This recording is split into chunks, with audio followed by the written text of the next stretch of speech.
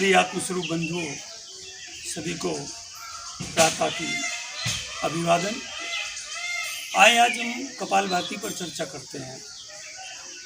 हठ योग के अंतर्गत कपालभाति एक शोधन प्रक्रिया है।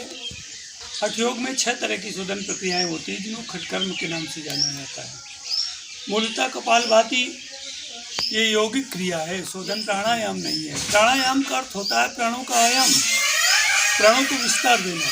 शरीर के अंगूठे से, पैरों के अंगूठे से लेकर के और मस्तिष्क की सिरा चोटी तक प्राणों का विस्तार हो, हमारी कोशिकाओं के अंतिम भाग तक प्राण वायु रक्त के साथ प्रवाहित हो, उसे प्राणायाम कहते हैं।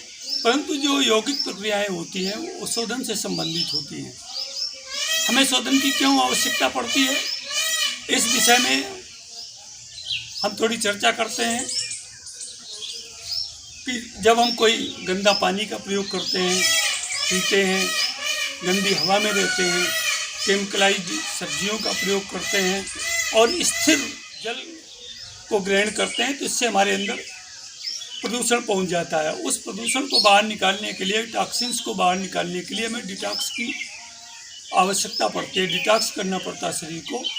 उस डिटॉक्सेशन के लिए हमको कपालभाति शोधन प्रक्रिया का सहारा लेना पड़ता है।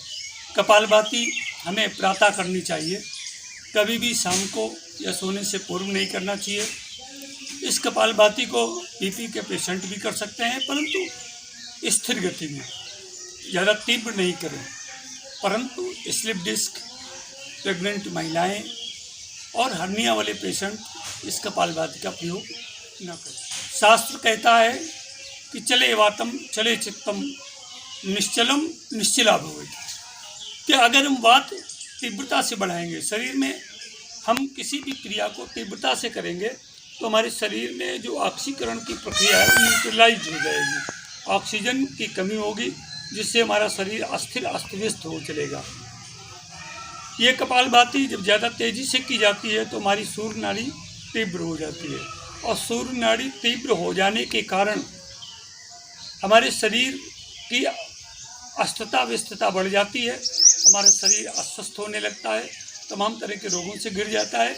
इसलिए समान रूप से हमें इस कपालभाति प्रक्रिया को करना चाहिए और इसको 3 स्टेप में करें। जो पहले प्रक्रिया का पालन करें, जो कुछ दिन कर चुके हैं वो दूसरे स्टेप में जाएं, और जिन्होंने काफ़ी दिन प्रयोग किया है वो तीसरे स्टेप की प्रक्रिया का प्रयोग करें। जो पहले स्टेप में लोग प्रशिक्षण प्रारंभ कर रहे हैं उनको 1 मिनट में 20 स्ट्रोक से ज़्यादा कपालभाति के नहीं लेने चाहिए, और जो दूसरे स्टेप के लोग हैं तो उनको 1 मिनट में 25 स्ट्रोक लेने चाहिए, और जिन्होंने बहुत दिन से अभ्यास किया है वो अधिकतम 30 स्ट्रोक ले सकते हैं। तो आइए हम ये देखें कि इसको करेंगे कैसे। तो देखिए, हम पहले जिस तरह से गुब्बारा होता है, आपने देखा गुब्बारे में हवा भरी जाती है तो गुब्बारा फूल जाता है, और जब हवा निकल जाती है तो गुब्बारा सिकुड़ जाता है। हमारे पेट में देखिए अभी हवा भरी हुई है तो हमारा पेट फूला हुआ है, परंतु जब तेज़ी से हम सांस को बाहर फेंकेंगे तो हमारा पेट अंदर चला जाएगा। देखिए पेट अंदर चला गया, तो जब तेज़ी से सांस अंदर जाएगी, बाहर निकल के बाहर आ जाएगी, तो हमारा पेट अंदर चला जाएगा। इसी प्रक्रिया को शोधन प्रक्रिया करते हैं। तो चलिए पहले स्टेप में हम देखते हैं को हमें किसी भी आसन में बैठ जाएं, सुखासन में बैठ जाएं, पद्मासन में बैठ जाएं, योग मुद्रासन में बैठ जाएं, या जो भी आसन, कुर्सी पर बैठ सकते हैं, तख्त पर बैठ सकते हैं, ज़मीन पर बैठ सकते हैं। बैठ करके हमें कपालभाति पहले स्टेप की प्रक्रिया को करना चाहिए। तो पहले स्टेप की प्रक्रिया एक बार में 20 स्ट्रोक करें। देखें,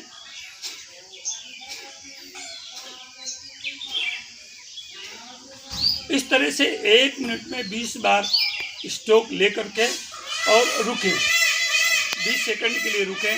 अपनी सांसों का ऑब्जर्वेशन करें, मन को स्थिर करें, शांत करें और अपने मस्तिष्क को पूर्ण आयाम दें। इसके पश्चात हम पहले स्टेप वाले लोग 1 राउंड के बाद 20 सेकंड का जब अंतरावकाश ले लें तो वो अधिकतम 4 राउंड का प्रयोग करें, इससे ज़्यादा कपालभाति न करें। जिन्होंने कुछ दिनों का अभ्यास कर लिया है वो 25 स्ट्रोक एक बार में ले सकते हैं। देखें उनकी गति थोड़ी तीव्र होगी।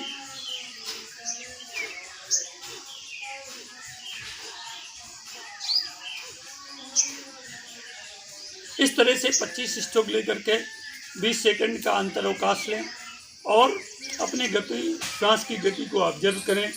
मन को शांत, स्थिर, स्वस्थ और चिंतन युक्त बनाएं, जिससे हमारी द्वारा की हुई शोधन प्रक्रिया का पूर्ण लाभ हमको मिल सके। हम आते हैं कि तीसरे स्टेप की प्रक्रिया जब करेंगे तो थोड़ी गति बढ़ाएंगे। 1 मिनट में 30 स्ट्रोक से ज़्यादा न लें।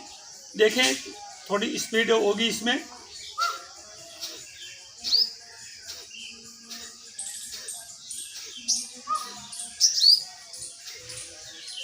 इस तरह से हम 30 स्ट्रोक लेकर के हम 20 मिनट का ऑब्जर्वेशन करें और अधिकतम 5 राउंड में इसको करें।